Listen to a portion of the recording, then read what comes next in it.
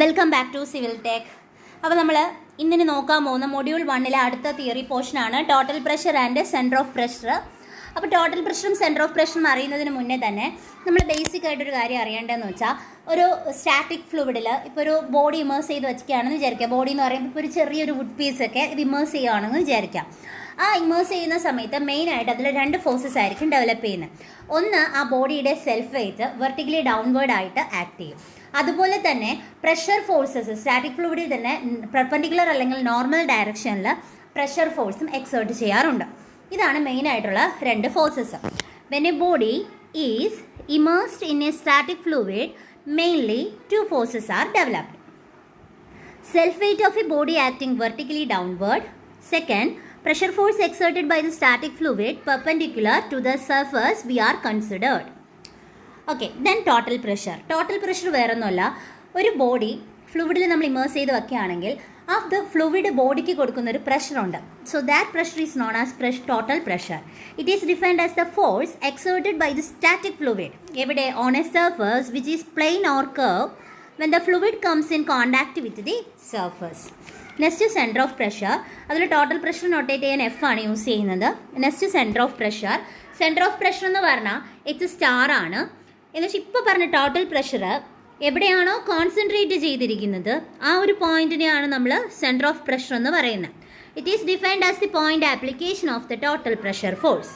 Centre of pressure is always measured from the free surface of a liquid. ഇനി നമ്മൾ ഇതിൽ പഠിക്കാൻ പോകുന്ന അടുത്ത കണ്ടീഷൻസ് ആണ്. ഫസ്റ്റ് പറയുന്ന കണ്ടീഷൻ, ഹൊറിസോണ്ടലി ഇമേഴ്സ് ചെയ്യുകയാണെങ്കിൽ, എന്ന് വെച്ചാൽ ആ ഒരു ബോഡി സ്റ്റാറ്റിക് ഫ്ലൂയിഡിൽ ഹൊറിസോണ്ടലി ആണ് ഇമേഴ്സ് ചെയ്ത് വെക്കുകയാണെങ്കിൽ എങ്ങനെ, വെർട്ടിക്കലി ഇമേഴ്സ് ചെയ്യുകയാണെങ്കിൽ എങ്ങനെ, ഇൻക്ലൈൻഡ് ആയിട്ടാണെങ്കിൽ എങ്ങനെയെന്നാണ്.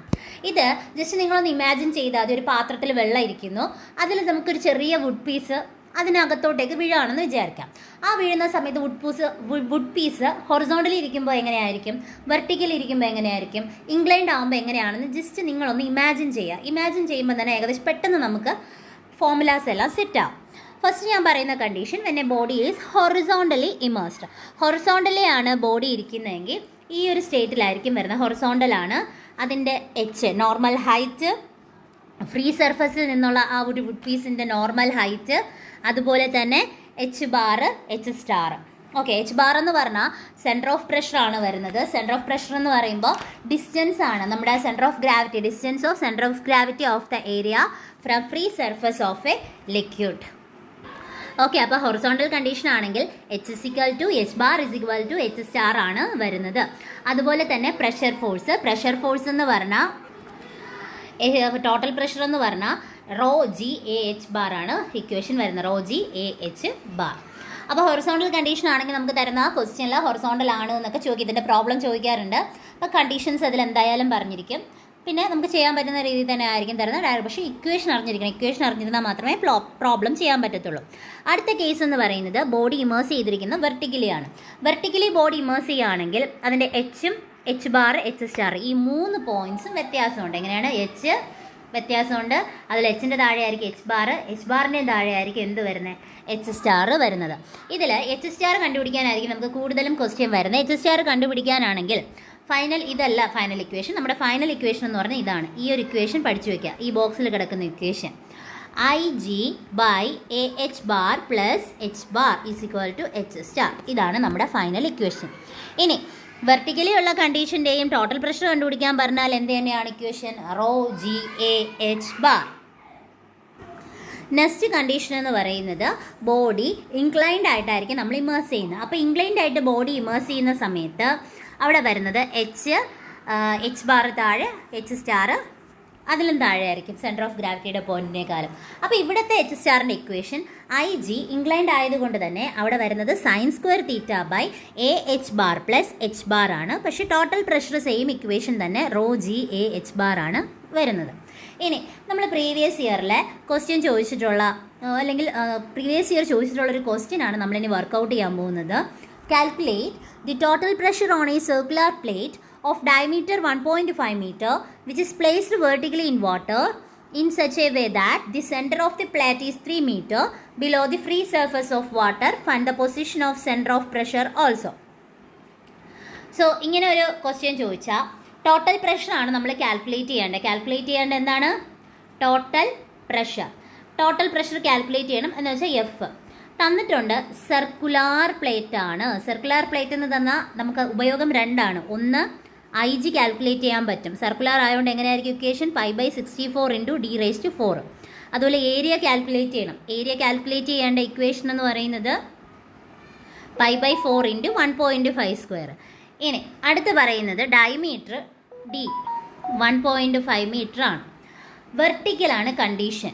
വെർട്ടിക്കൽ കണ്ടീഷൻ ആണെന്ന് പറയുന്നുണ്ട്. അതുകൊണ്ട് തന്നെ H സ്റ്റാറിൻ്റെ ഇക്വേഷൻ നമുക്ക് എഴുതാം IG AH bar plus H bar. അപ്പോൾ H സ്റ്റാറിൻ്റെ ഇക്വേഷനും ആയി. അടുത്ത് പറയുന്നത് centre of the plate is 3 metre below the free surface of water. അത് തന്നെയാണ് നമ്മുടെ H ബാർ എന്ന് പറയുന്നത് 3 മീറ്റർ. എങ്ങനെയാണ് പറഞ്ഞിരിക്കുന്നത്? ഇത് വാട്ടർ ആണെങ്കിൽ അതിൻ്റെ ഫ്രീ സർഫസ് ഡിനോട്ട് ചെയ്യാനാണ് ഇത് കൊടുത്തിരിക്കുന്നത്. ഫ്രീ സർഫസിൽ നിന്ന് ആ ഒരു സർക്കുലർ പ്ലേറ്റിൻ്റെ സെൻറ്റർ വരെയുള്ള ഡിസ്റ്റൻസ് ആണ് നമ്മുടെ H ബാർ എന്ന് പറയുന്നത്. സോ അതാണ് 3 മീറ്റർ എന്ന് തന്നേക്കുന്നത്. പിന്നെ ഇതിൽ പറഞ്ഞിട്ടുണ്ട് find the position of centre of pressure H star കൂടെ കാൽക്കുലേറ്റ് ചെയ്യാൻ പറഞ്ഞിട്ടുണ്ട്. അതാണ് നമ്മൾ ഓൾറെഡി ഇതിൽ എഴുതിയിട്ടുണ്ട് ഇക്വേഷൻ. H സ്റ്റാർ കാൽക്കുലേറ്റ് ചെയ്യണം. എങ്ങനെ ചെയ്യുകയാണെന്ന് നോക്കാം. അപ്പോൾ ഞാനിവിടെ ആദ്യം ചെയ്യാൻ പോകുന്ന സെൻറ്റർ ഓഫ് പ്രഷറിൻ്റെ ലൊക്കേഷൻ കണ്ടുപിടിക്കുക എന്നുള്ളതാണ്. H സ്റ്റാർ എന്താണ് ഇക്വേഷൻ പറഞ്ഞത്? IG/AH bar plus H bar.